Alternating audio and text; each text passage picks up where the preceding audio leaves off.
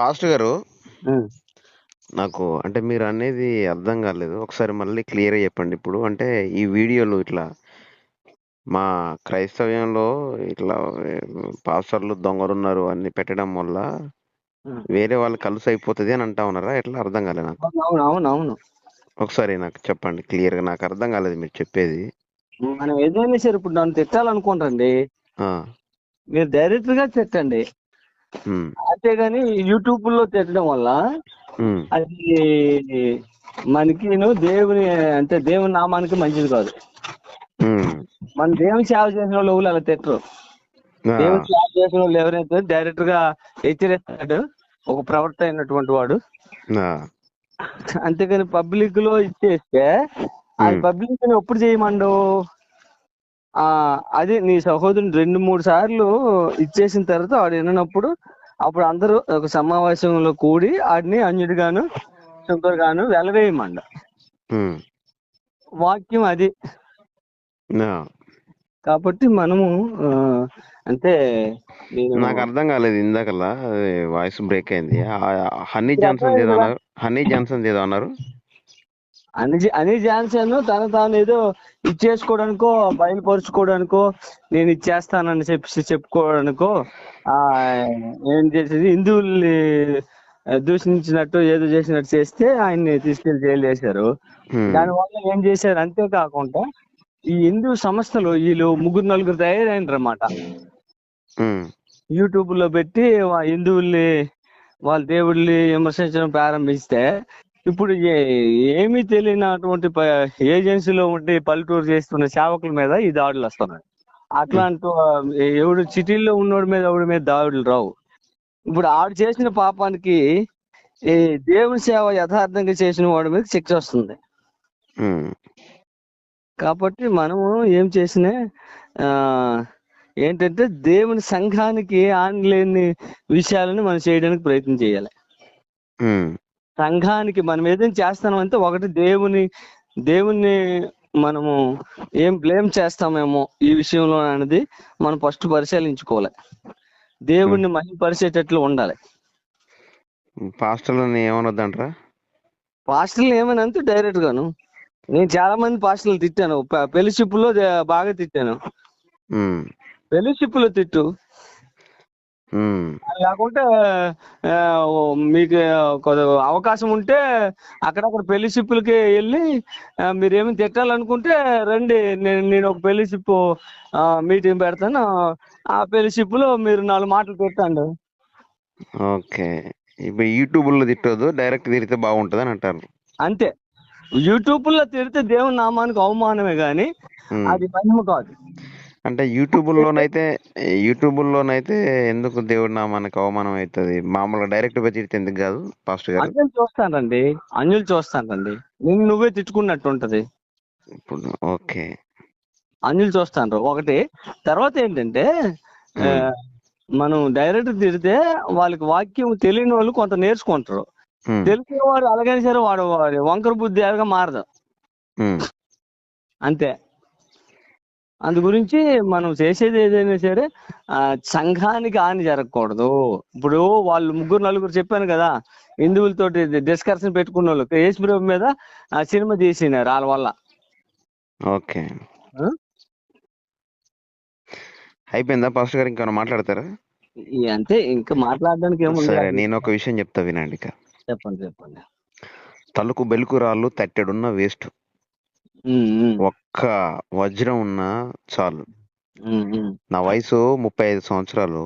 ఉమ్, ఉమ్, నా అనుభవం 100 ఏళ్ళు దాటింది. మీకంటే చిన్నపిల్లగానే ఉంటా నేను. ఉమ్. పాస్టర్లని నేను చిన్నప్పటికెళ్ళి చూసి చూసి చూసి చూసి ఉన్నా. అవును. పాస్టర్లకి ఇప్పుడు నేను బ్యాక్ బోన్. ఆదర్ల రవి అని అంటే పాస్టర్లకి ఓన్లీ ఎక్కడ ప్రాబ్లం ఉన్నా ఏమున్నా నేను ఈరోజు ఎంతో మందికి సహాయం చేస్తా ఉన్నా. అయినా కూడా ఎప్పుడు యూట్యూబ్లో పెట్టలేదు. ఎక్కడ ప్రాబ్లమ్స్ అయినా పోయి మాట్లాడుతూ ఉంటా. అందరిలాగా చిన్ని దానికి పెద్దదానికి యూట్యూబ్లో పెట్టను. ఒక విషయం చెప్తాను మీకు. చెప్పండి. పాస్టర్లు అంత దుర్మార్గులు ఎవరు లేరు. ఎందుకనంటే 99% 9 పాయింట్ పాస్టర్లు దుర్మార్గులు ఉన్నారు. ఫస్ట్ ఆ పనికిరాని ఆ తట్టెడు ఏవైతే ఉన్నాయో వజ్రాలు కానీ ఆ తలకు బెలుకు రాళ్ళు లేని అవన్నీ వేస్ట్ ఏవైతే ఉన్నాయో వాటిని అన్నింటినీ పారేయాలి మనం ఫస్ట్ ఆఫ్ ఆల్. అది ఎవడైతే పని పాట లేక పని చేతగాక దీన్ని ఒకదాన్ని క్రైస్తవ్యాన్ని పాస్టర్ అనే పేరుని వాడుకొని ఈరోజు లక్షల కోట్లు వేల కోట్లు సంపాదిస్తా ఉన్నాడు. వాడికి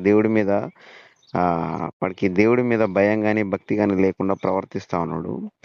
ఈ రోజు పరిస్థితి ఏందని అంటే క్రైస్తవ్యం ఇట్లా నాశనం అయిపోవడానికి ఆర్ఎస్ఎస్ వాళ్ళు బీజేపీ వాళ్ళు పల్లెటూర్లలో మీరు అన్నారు ఇందాక ముందు పల్లెటూర్లలో ఉన్న పాస్టర్లు ఇబ్బంది పడతా ఉన్నారు అనేది వాస్తవం. మీరు అన్నది కరెక్ట్. అది కానీ ఇక్కడ పాస్టర్లను ఎప్పుడైతే చూడండి పాస్టర్ గారు, ఫస్ట్ మన ఇల్లు చక్క పెట్టుకోవాలను పక్కనోడికి చెప్పాలంటే. ఇప్పుడు మీరు పాస్టర్ గారు మీ మిమ్మల్ని అన్నాను, నేను పాస్టర్ని. నా ఇంట్లో ఒకడేమో సినిమాకి పోతాడు, ఒకడేమో డీజే పాటలకు డ్యాన్స్ ఎత్తానికి పోతాడు, ఒకడు బార్ షాప్లో కూర్చుంటాడు, ఒకడేమో సీరియల్ల ముందు కూర్చుంటాడు, ఇంకోడేమో గొడవలో పోతాడు, ఇంకోడేమో వ్యభిచారానికి పోతాడు, ఇంకోటి దొంగతనానికి పోతాడు. మా ఇంట్లో ఉన్న వాళ్ళు ఇంతమంది ఉంటే నేను పాస్టర్ని అనుకో. ఫస్ట్ ఆఫ్ ఆల్ మా ఇంట్లో వాళ్ళని నేను సెట్ చేసుకొని తర్వాత బయట వాళ్ళకి చెప్తే బాగుంటుంది. కానీ నేనే బయటికి పోయి చెప్పిననుకో, నీ ఇంట్లో సక్రమంగా లేరురా బాబు నువ్వేందిరా అనేసి నన్ను క్వశ్చన్ చేస్తారు. అటువంటి పరిస్థితులు మనం తీసుకొచ్చుకోవద్దు అని అంటే ఈ ఉదాహరణ ఎందుకు చెప్పాల్సి వచ్చిందంటే, నేను మన క్రైస్తవ్యంలో ఇట్లనే ఉన్నారు. దేవుడి పేరు చెప్పుకొని యేసుప్రభు పేరు చెప్పుకొని ఆడ మొత్తం సంపాదన సంపాదన సంపాదన సంపాదన సంపాదన సంపాదన తప్ప ఏది లేదు. ఇలా మనుషుల సంపాదన డబ్బు సంపాదన తప్ప ఇంకొక లేదు. ఇలా నా సంఘంలో 50 మంది ఉన్నారంటే వచ్చే సంవత్సరం 100 మంది కావాలి. ఈ సంవత్సరం నా ఆస్తి ఒక 10 లక్షలు ఉందని అంటే వచ్చే సంవత్సరం కల్లా ఒక 50 లక్షలు కావాలి. ఈ కాన్సెప్ట్ తప్ప నేను ఎంతమంది నా చర్చికి వస్తా ఉన్నారు, ఎంతమంది పరలోక రాజ్యానికి తీసుకొని పోతా, ఎంతమంది కరెక్ట్గా ఉన్నారు, కష్టం వచ్చినా నష్టం వచ్చినా పాస్టర్ తోటి ఎవరు ఉంటారు, తోడుగా ఎవరు ఉంటారు, క్రైస్తవ్యాన్ని ముందుకు ఎవరు తీసుకుపోతారు, సంఘాన్ని దృఢంగా ఎవరు బలపరిచి ముందు పట్టపోతారు అనే అంశాలకి ఎవరికి పట్టలేదు, ఎవరికి లేదు అసలు అదంతా. ఈరోజు ఫస్ట్ మీరు అన్నారు ఒక మాట, మీరన్న మాటలు నేను మాట్లాడితే నేను వేరే మాట్లాడాను. ఫస్ట్ ఆఫ్ ఆల్ మీరు అన్నది ఏంటంటే, మనం యూట్యూబ్లో పెట్టడం మూలాన అన్యులకి క్రైస్తవులకి అందరికి తెలిసిపోతుంది. కొత్తగా మారాలనుకునేటోడు కూడా మారలేడు, చూడరు వినరు, అది వినరు అనేసి అన్నారు. బరాబర్ కరెక్టే మీరు చెప్పింది, దాంట్లో తప్పేం లేదు, వాస్తవమే. మీరు అనుకున్న దాంట్లో ఒక పాయింట్ ఆఫ్ వ్యూ ఉంది. పాస్టర్లు అసలుకే చూడరు. కానీ ఒక విషయం ఏమంటే, ఇప్పుడు వాడెవడో మనకి మీతోటి సంఘంలో ఒక 500 మంది ఉంటే ఆ 500 మందిలో మీకు కష్టం వచ్చినప్పుడు 500 మంది రారు, ఇద్దరే ఉంటారు. అందుకే పనికిరాని తట్టెడున్న వేస్ట్, వజ్రం ఒక 2 ఉన్నా 1 ఉన్నా చాలు. ఇప్పుడు ఆ పనికిరాని అంతా ఇప్పుడు వీళ్ళంతా ఉన్నారు, వీళ్ళంతా ఏం చేస్తారు? వీళ్ళంతా ఎవడైనా క్రైస్తవం కోసం పోరాటంలో ఎవడన్నా ముందుకొచ్చిండా? డబ్బులు డబ్బులు డబ్బులు డబ్బులు సంపాదన డబ్బులు. సంఘంలో వాళ్ళ సంఘానికి ఎంతమంది వస్తారు, నా సంఘానికి ఎంతమంది వస్తారు, అక్కడ పలానా ఏరియా మూలకి ఈ సిటీ ఖమ్మం హైదరాబాద్ సిటీ ఉంది అని అంటే ఆ మూలకు ఒక బ్రాంచ్ పెట్టినా, ఈ మూలకు ఒక బ్రాంచ్ పెట్టినా, ఈ మూలకు ఒక బ్రాంచ్ పెట్టినా, ఒక్కొక్క బ్రాంచ్లో ఎన్ని సర్వీసులు ఇస్తానా, ఈ సర్వీస్కి ఎన్ని డబ్బులు వచ్చినాయి, ఈ సర్వీస్కి ఎంతమంది జనాలు వచ్చారో చూస్తాను తప్ప బయట ఏం జరుగుతుంది అనేది చూస్తలేదు. వాడేంది స్వస్థతలు ఇవ్వని నేను అనట్లే.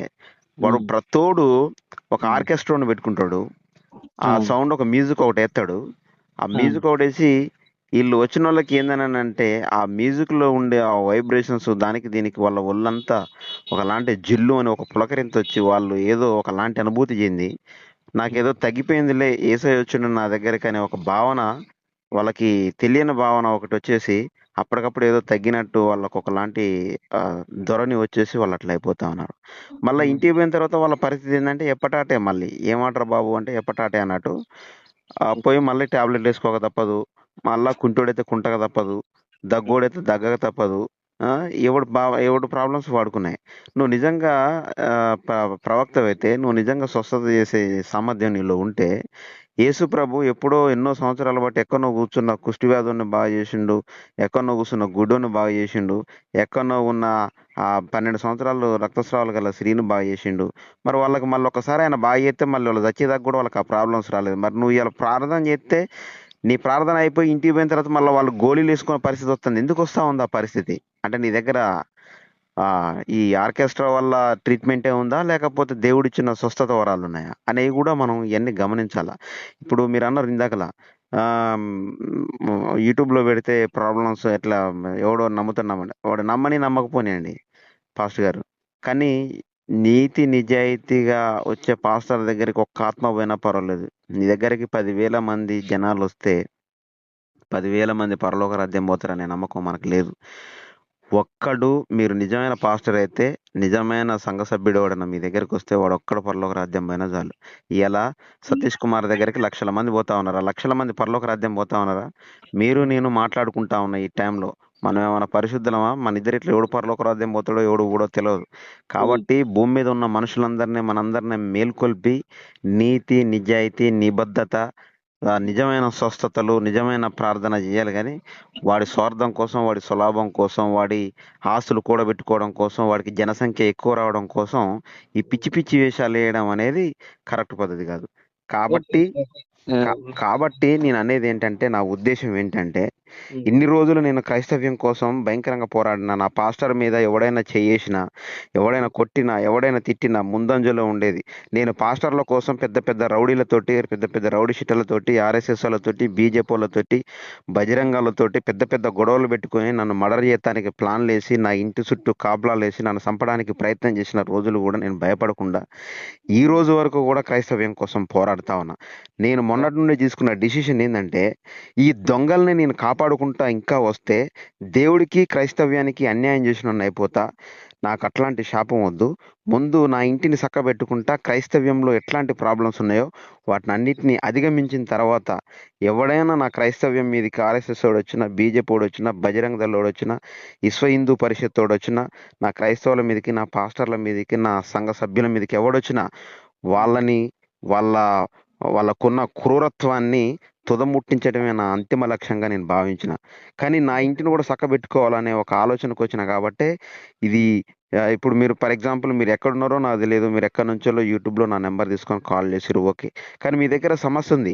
ఆ సమస్య ఉన్న దగ్గరికి నేను వచ్చి మాట్లాడలేను, ఎందుకంటే నాకు తెలియదు. నేను దేవుని కాదు కదా, నేను మీరు అలా మీలాగా ఒక సామాన్య వ్యక్తిని. ఎక్కడో జరుగుతున్నాయి దేశంలో, రాష్ట్రాలలో ఎక్కడెక్కడో జరుగుతున్నాయి. అని నేను చూడలేను, పోయి డైరెక్ట్ వాళ్ళతో వాదించలేను, డైరెక్ట్ పోయి వాళ్ళతో మాట్లాడలేను. యూట్యూబ్ అనే ఒక వేదిక ఒకరి ద్వారా ఒకరికి షేరింగ్స్ పోవడం మూలన అందరికి తెలుస్తూ ఉన్నది. దానివల్ల మనకు అంతో ఇంతో నష్టం ఉండొచ్చు. హిందువులు లేకపోతే కొత్తగా నమ్మాలనుకున్నోటోడు. సరే, ఇప్పుడు దాకా చెప్తారు కాబట్టి నా గురించి కొద్దిగా టూకీగా మాటలు చెప్పి. ఓకే, మాట్లాడండి. ఈరోజు సండే కదా, నేను చర్చికి వెళ్ళాలి, మళ్ళీ మీరు కూడా చర్చికి వెళ్ళాల్సి ఉంటుంది. మీరు అసలే పాస్టర్ గారు. ఓకే, మళ్ళీ కాంటాక్ట్ అవుదాం. నేను నెక్స్ట్ మంత్ నేను హైదరాబాద్ వస్తాను. డెఫినెట్లీ పాస్టర్ గారు కలుద్దాం. ఏంటంటే ఇప్పుడు మీరు చెప్పింది వాస్తవమే. మీలాగా నాకు మంట కలిగింది చాలా. నేను ఇప్పుడు 2003లోనే కలిగిన మంట ఇదే. ఓకే. నేను కొంతమందిని అక్కడ చూశాను హైదరాబాద్ మొత్తం సిటీ అంతా నేను సైకిల్ తొక్కుంటూ మార్బుల్ గ్రానైట్ వర్క్ చేసుకుంటూ ఉండేవాడిని. కుకట్పల్లిలో రిషాబ్ గ్రానైట్, ఆనెస్ట్ గ్రానైట్ దగ్గర నేను వర్క్ చేసేవాడిని.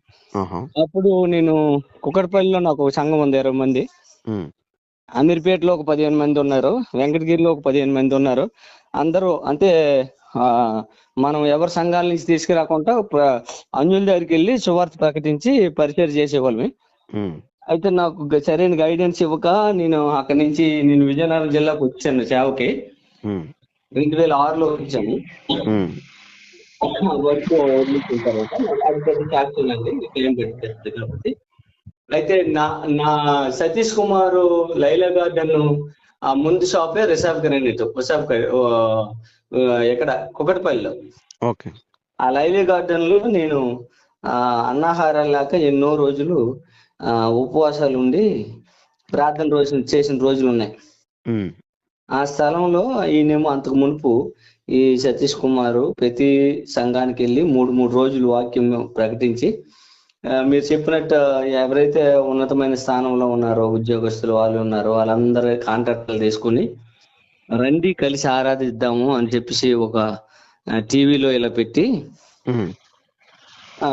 అందరినీ ఒక వారంలోనే 5,000 మంది, ఇంకొక వారంలోనే 10,000 మంది, ఇంకొక వారంలోనే 15,000 మంది, అలాగా సిటీ మొత్తం ప్రతి సంఘానికి వెళ్ళి బోధించాడు కదా.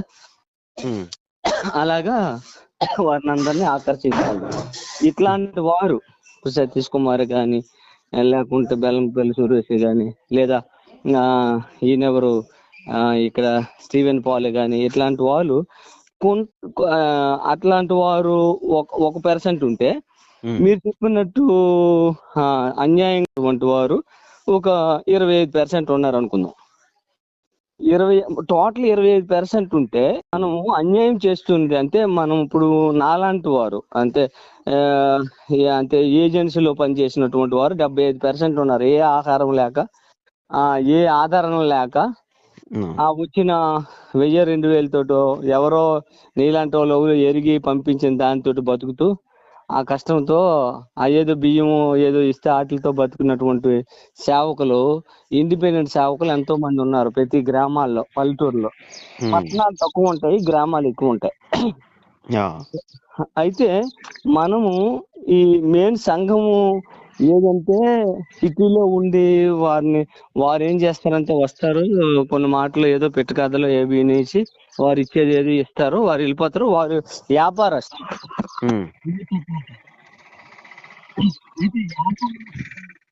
నేను కేవీ పాల్ గారు యొక్క మినిస్ట్రీలో ప్రేయర్ లీడర్ గా పనిచేశాను నేను 2003. ఎవరిదండి? కేఏ పాల్ గారు. కే పాల్. ఓకే. అక్కడ అంటే ప్రేయర్ రోజుకి 8 గంటలు ప్రార్థనలో ఉండాలి. 1500 జీతం ఇచ్చేవారు. అందులో 150 రూపాయలు దశంభాగం పోతూ 1300 తోటి బతికేవాడు నేను. 1300 తోటి కూడాను ఆ ఇల్లు అద్దె 500 పోయింది. ఇది ఏ ఇయర్ లో? ఇది 2003. 2003. ఓకే. 2003, 2004, 2002 నుంచి, అంటే 2001 నుంచి బైబిల్ ట్రైనింగ్ చేసుకుంటూ వచ్చాను. బైబిల్ లో సఫీల్ కూడా చేశాను అనమాట. మా జేఎల్ఎం చర్చిలో కూడా సిటిహెచ్. ఆ తర్వాత చాలా ఆ ఏరియా అంతా తిరిగానులేండి. అయితే ఇప్పుడు మనం చెప్తుందంటే, మీ భారము, మీ వేదన, మీ యొక్క ఉద్దేశము, మీ యొక్క ఆలోచన నాకు ఉండింది. నేను ఇలాగే చేద్దామని ప్రయత్నాలు చేస్తే, దేవుడు అది రాప్ చేయమని, అది నీ పని కాదు అని చెప్పాడు. అంటే మీకు ఎట్లా చెప్పిండు? అది ఎట్లా? ఇట్లా నాకు ఇంకొక డౌట్ ఉంది. మీరు మంచి మాట అన్నారు. నాకు ఈ పాస్టర్లు అయ్యి కొన్ని అర్థం కాదు. ఇవన్నీ వాస్తవంగా నేను క్లారిఫికేషన్ చేసుకోవాలా. దేవుడు నేను ఇట్లా చేయబోతా ఉంటే, అట్లా వద్దమ్మా, అది ఆపేసేయి, ఇట్లా చేయమని చెప్పిండు అని అంటాడు. అంటే ఎట్లా? ఆయన ఎట్లా చెప్తాడు? ఇందాక ఒక వాక్యం చెప్పాను, ఆ వాక్యం ఒకసారి రిపీట్ చేయండి. ఏంటది? ఏ వాక్యం? ఇందాక ఒక వాక్యమే చెప్పాను ఇప్పుడు దాకా, నేను ఎక్కువ చెప్పలేదు. ఆ వాక్యము ఇండైరెక్ట్ గా, ఫస్ట్ ఒకడు సంఘంలో ఉన్నటువంటి వాడు తప్పు చేస్తే 2-3 దగ్గర హెచ్చరించమని ఉంది. ఫస్ట్ వ్యక్తిగతంగా మాట్లాడాలి. తర్వాత రెండోదేమో ఆ 2-3 దగ్గర పెట్టాలి. అది ఓకే పాస్టర్ గారు. ఓకే, నేను దాన్ని కూడా చెప్తాను నేను. కానీ విషయం ఏంటంటే, నేను దేవుడు మన పాస్టర్లు ఏంటంటే, నాకు అర్థం కాక నేను అడుగుతా ఉన్నా మిమ్మల్ని, వేరే విషయం కాదు. మన పాస్టర్లు దేవుడితో నేను ఇలా చేస్తా ఉంటే అలా వద్దు, ఇలా చేయమని చెప్పాడు అని అంటారు కొంతమంది, మీలాగానే సేమ్. అవును. అంటే ఎట్లా చెప్పిండు ఆయన? అంటే ఎట్లా చెప్తాడు? డైరెక్ట్ వచ్చి చెప్తాడా, లేకపోతే దర్శన కళలో వచ్చి చెప్తాడా, లేకపోతే అసలు అంటే ఏ విధంగా వచ్చి చెప్తాడు? అది నాకు అర్థం కావట్లేదు. ఇట్లాంటివి చాలా ఉన్నాయి, చాలా తెలుసుకోవాలి కాబట్టి. నాకు ఇప్పుడు 49 సంవత్సరాల ఏజ్. మేము రోజుకి 12 గంటలు ప్రార్థనలో ఉండేవాడిని. ఓకే. అంత ప్రార్థన చేస్తే మీకు కొన్ని అనుభవాలు వస్తాయి. దేవుని స్వరమెండము, దర్శనం కలగడము, కొన్ని పరిస్థితులు సంభవించడము, కొంతమంది యొక్క జీవితాలు. ఇప్పుడు మీలో ఒక హృదయ వేదన, భారం కలిగింది. దేని వల్ల కలిగింది? నీలో సంచికరువుగా ఆత్మదేవుడు ఉన్నాడు కాబట్టి, ఆత్మదేవుడు ఇది తప్పు అని హెచ్చరించినందువలన నువ్వు దాన్ని ఫాలో అవుతాను. అది దేవుడు చెప్పిన మాట. దేవుడు మాట్లాడడం అంటే నీ యొక్క ఆత్మీయ స్థితిని బట్టి నీతోటి మాట్లాడతాడు. ఆ ప్రత్యేకతలు వస్తాయి. అంటే ఇప్పుడు నేను చెప్పేసింది అంటే, నేను ఆత్మీయ అనుభవాలు చెప్తాను. మీ ఇష్టం, మీరు ఎలా వెళ్తారో మనం ఒక సహోదరుడికి. అట్లా పాస్టర్ గారు నేను అనేది ఏంటంటే, నాకు అర్థం కాని కొన్ని విషయాలు క్రైస్తవ్యంలో ఉన్నాయి. ఇప్పుడు మీరు నేను కూడా ఇలా చేసేవాడిని, అలా చేసేవాడిని, దేవుడు నన్ను అట్లా వద్దు అని అన్నాడు కదా. ఆ, అంటే దేవుడు వద్దనడు అంటే ఎట్లా? నాకు ఇప్పుడు ఇదొక, ఇప్పుడు మీకు అంటే మిమ్మల్ని ఏదో అనడం కాదు, కించపరచడం కాదు. నాకేంటంటే అర్థం కావట్లేదు. వీళ్ళు దేవుడు నాతో ఇట్లా చెప్పిండు, ఇట్లా చేయమన్నాడు అని అంటే దేవుడు ఉమ్. డైరెక్ట్ వచ్చి చెప్పిండా, లేకపోతే ఏమన్నా పడుకుంటే నిద్రలో కలలో వచ్చి చెప్పిండా? ఆ, మీరు లేక మళ్ళీ లే చిన్నపిల్లలాగా ఆ, మాట్లాడారు. ఎట్లా? అంటే మీరు చిన్నపిల్లలా మాట్లాడతారు. నేను ఉదాహరణ వాక్యం చూపెట్టాను రెండు. రెండోది ఏంటంటే మీ యొక్క ఆత్మీయ అనుభవం, మీ స్థితిని పెట్టి మిమ్మల్ని హెచ్చరించి మిమ్మల్ని ప్రోత్సాహపరుస్తాడు అని చెప్పాను. మూడోది ఏంటంటే వాక్యం మీలో నుంచి మీ ఆత్మ సంచికరువుగా మీలో ఉన్నదని చెప్పాను. ఉమ్, ఇవేం చేస్తాయి అంటే తర్వాత నాలుగోది వాక్యం నీ ఎదుట ఉంది. ఉమ్, వాక్యం చూసి వాక్యం వద్దంతదా అవునంతదా అని చెప్పినప్పుడు ఉమ్, మనకి నీకు ఇప్పుడు సార్వత్రిక సంఘం అంతటి మీదకి అధికారం లేదు. ఉమ్, నీ సంఘాన్ని నువ్వు శుభ్రంగా నువ్వు ముందు ఒక ఉదాహరణ చెప్పావు అంటే నా ఇంటిని చెక్కబట్టుకోవాలని. నీ ఉమ్, సంఘాన్ని నువ్వు ముందు చెక్కబెట్టుకొని వారిని బలంగా తయారు చేసి ఉమ్, ఆ, అలాగ వెళ్ళినప్పుడు అది వాస్తవం. నీ ఏదో ఆ గాలిలోని చెప్పేసిన మాటలాగా ఉంటాయి ఇవి యూట్యూబ్ మాటలు.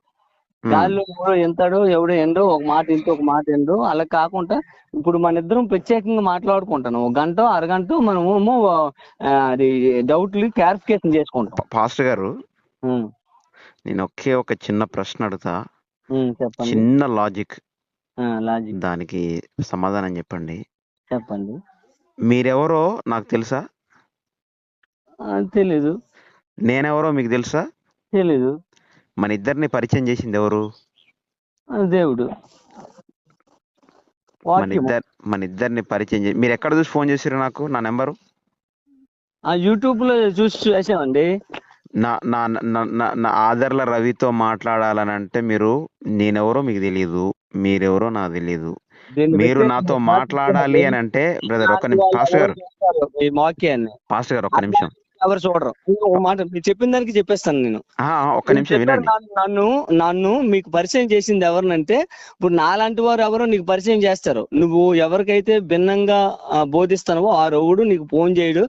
అవి గాలి మాటలు గాలిలో చెప్పుకుంటారు. వాళ్ళ బతుకు వాళ్ళు బతుకుని మనకి ఇదే నా బతుకు తెరువు అని వాళ్ళ జీవితం వాళ్ళు జీవిస్తారు. అంటే ఒక్కరి జీవితం నేను జీవిస్తారు. అనేది ఏంటంటే పాస్టర్ గారు, ఉం, మీరెవరో నాకు తెలియదు, ఉం, నేనెవరో మీకు తెలియదు.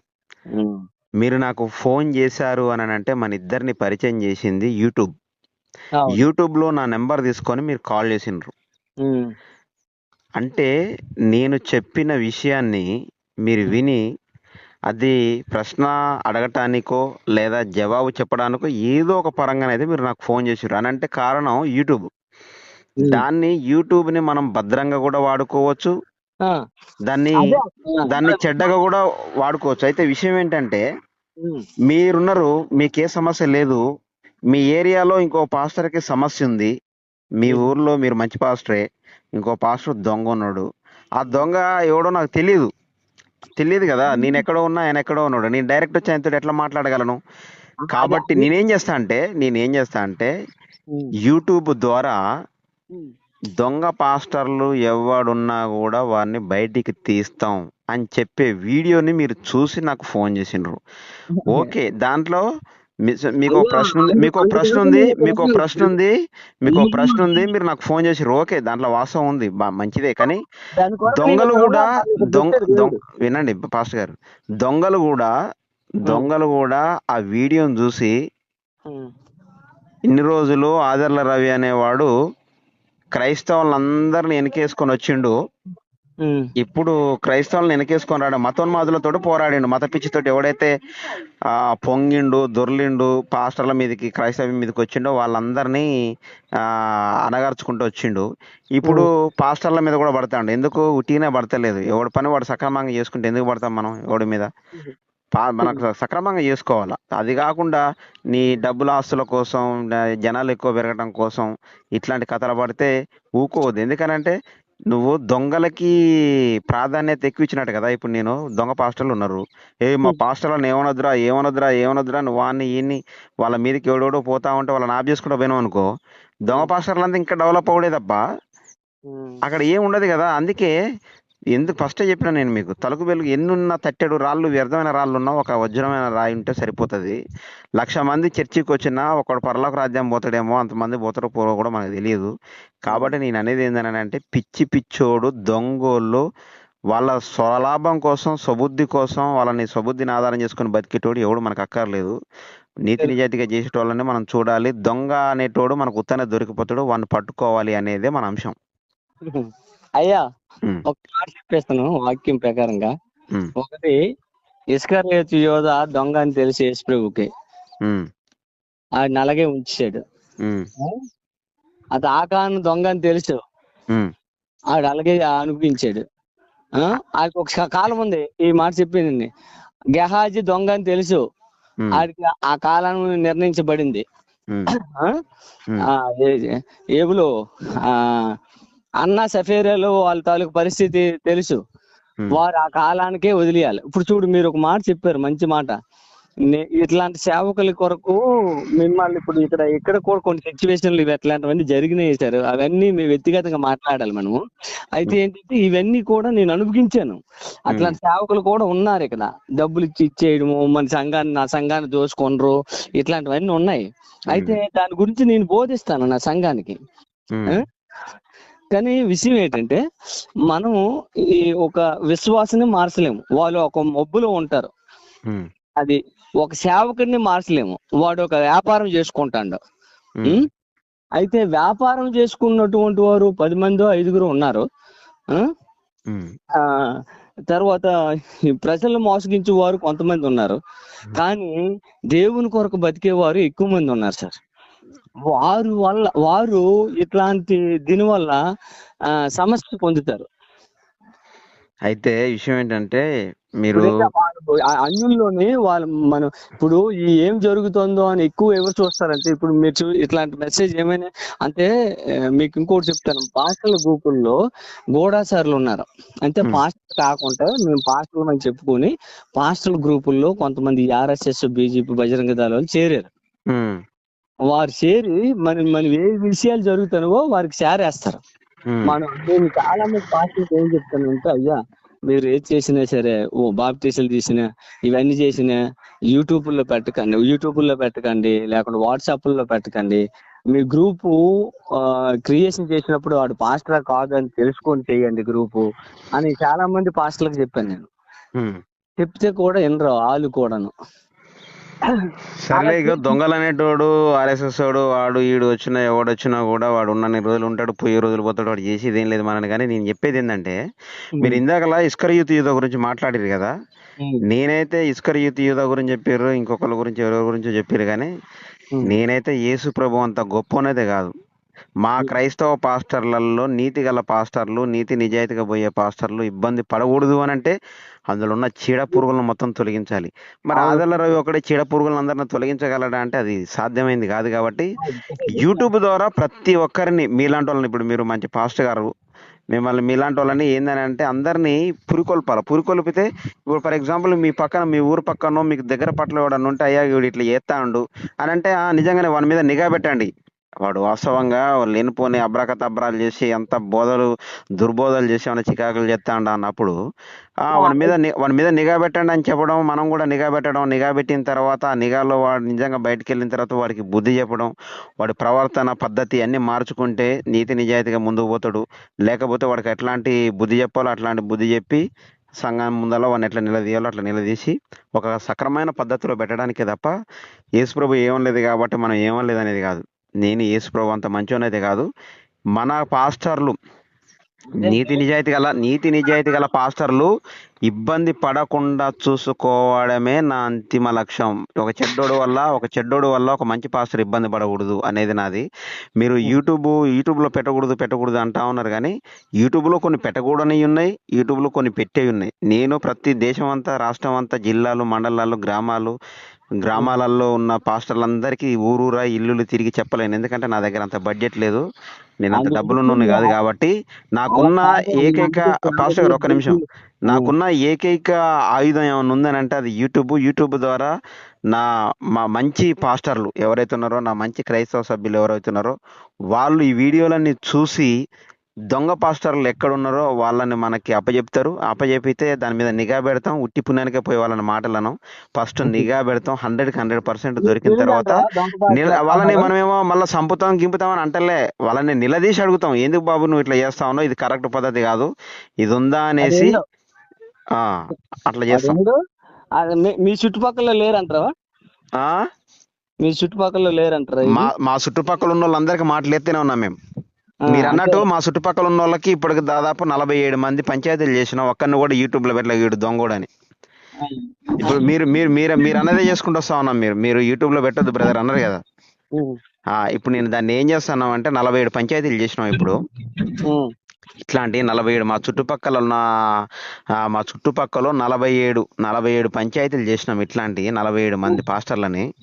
ఉమ్. 47 మంది పాస్టర్లు ఆదర్ల రవి అనే యూట్యూబ్ ఛానల్ పోయి ఒకసారి చూడండి. ఏ పాస్టర్ గురించి అయినా మేము ఇట్లా పట్టుకొని చికా చేసినట్టుందా? లేదుగా. అదే ఇప్పుడు మనని మనం కాపాడుకుంటూ పక్కనోడు మన మీదకి ఇద్దానికి వస్తే దాన్ని మనం ఆ, చెయ్యాలి కానీ ఇక ఏది పడితే అదే ఎడ్డోడికి ఏదో అన్నట్టు అట్లా చేసుకుంటూ పోయేది కాదు. మేమంతా ఒక ప్రణాళిక పద్ధతి ప్రకారంగా పోతా ఉన్నాం. దానికి మీలాంటి వాళ్ళ సహకారం కావాలి. వాడు ఎవరిని పడితే వాడిని తిట్టడానికి కాదు యూట్యూబ్ ఛానల్ ఉంది. ఎవడైతే ఎక్కువ చేస్తా ఉన్నాడో, ఎవడైతే మోసం చేస్తా ఉన్నాడో వాళ్ళకి మనం బుద్ధి చెప్పడం కోసం వాడటానికి తప్ప మనకేం పని లేక కాదు. నేను ఒక డాక్టర్, పొద్దుందాక ఈ పాస్టర్లతో నాకేం పని పాస్టర్ గారు? ఆ, అవసరం లేదు కదా. నేను ఒక డాక్టరు, నాకు నేను పోయి హాస్పిటల్లో కూర్చుంటే సరిపోయాన్ని పుష్కలంగా డబ్బులు వస్తాయి నాకు. అర్థమైందా? ఉమ్, మనకు అవసరం లేదు. కానీ క్రైస్తవ్యం నాశనం అయిపోతుంది. నన్ను చిన్నప్పుడు ఇంత క్రైస్తవ్యం కోసం పోరాడడానికి ప్రధాన కారణం ఏంటంటే, ఉమ్, మా అమ్మ నన్ను పాస్టర్ కావాలనుకుంది, మా మదరు. మా డాడీ నన్ను డాక్టర్ కావాలనుకున్నాడు. డాక్టర్ అని ఇన్ని రోజులు డాక్టర్ చేసిన. వాళ్ళిద్దరే, ఆమెమో పాస్టర్ కావాలనుకున్నది, ఈయనేమో డాక్టర్ కావాలనుకున్నాడు. కొన్ని రోజులు 3 నెలలు ఒక బైబిల్ ట్రైనింగ్ చేసిన. ఆ తర్వాత ఈ పాస్టర్లను చూసి పిచ్చి లేచి నేను పాస్టర్ని అయితే గాను అనుకొని కాము వదిలేసి డాక్టర్నైనా. డాక్టర్కి ఇప్పటికీ కొనసాగిస్తూనే ఉన్నా. వాళ్ళిద్దరే కాకుండా మధ్యలో నేను రౌడీ షీటర్నైనా, రాజకీయ నాయకుడినైనా, ఉద్యమకారునైనా లక్ష్య చేసిన. అందుకే ఇందాక మీకు స్టార్టింగ్లో చెప్పింది నా వయసు 35 సంవత్సరాలు, 100 ఏళ్ళ అనుభవం దాటిందని. ఉమ్, చేయాల్సింది చేసేసిన. ఇప్పుడు చేయాల్సింది ఏంటంటే, నేనైతే పాస్టర్ని కాను, నాకు అంత ఓపిక లేదు, నాకు కోపం ఎక్కువ, అయినా కూడా దేవుని మీద ప్రేమ ఎక్కువ. కాబట్టి నా క్రైస్తవ పాస్టర్లు నీతి నిజాయితీ నిబద్ధతగా ఎవరైతే పోతా ఉన్నారో, దొంగేషాలు వేసే పాస్టర్లు చేయడం వల్ల ఎవరైతే ఇబ్బంది పడతా ఉన్నారో, ఉమ్, మంచి పాస్టర్లకి విముక్తి కలిగించి, చెడ్డ పాస్టర్లు ఎవడైతే ఉన్నాడో వాడికి బుద్ధి జ్ఞానం చెప్పి, వాడు వినకపోతే వాడికి ఎట్లా చేయాలో అట్లాంటి కథలన్నీ చేపించి చేయాలనేదే మన అంతిమ లక్ష్యం తప్ప ఈ యూట్యూబ్ ఛానళ్ళలో పెట్టుకొని మనం ఏదో హీరో అయిదామని కాదు. నేను మహేష్ బాబునో పవన్ కళ్యాణ్నో కావాలని లేదు. క్రైస్తవ్యాన్ని కొంతమేరకైనా మనకి దేవుడు కొంత జీవితాన్ని ఇచ్చిండు కాబట్టి కొంతవరకైనా ఒక మంచి మేలు చేసి పెడదాం ప్రజలకి అనేది ఒక మంచి ఉద్దేశం. Thank you so much pastor గారు. నేను చెప్పిన విషయాలు అనేసి మీకు అన్నీ అర్థమైనాయి అని నేను అనుకుంటా ఉన్నా. ఇంకా ఉమ్. మళ్ళీ చర్చికి రెడీ కావాలి కాబట్టి సండే రెడీ అవుతా. Thank you so much. మీ చుట్టుపక్కల ఎవరైనా పాస్టర్లు ఇట్లాంటి దొంగలు ఎవరైనా ఉంటే వాళ్ళ మీద మీరు మంచి డేగా కన్నేసి మీరు చూడండి. అట్లాంటివి ఏమైనా ఉంటే మాకు తెలియజేయండి. తప్పనిసరిగా మా టీంతో సహా మేము వచ్చేసి దాన్ని 100% కన్ఫర్మేషన్ చేసుకున్న తర్వాతే వారిని అడుగుదాం. ఓకేనా? Thank you. Praise Lord pastor గారు. Praise Lord, praise lord.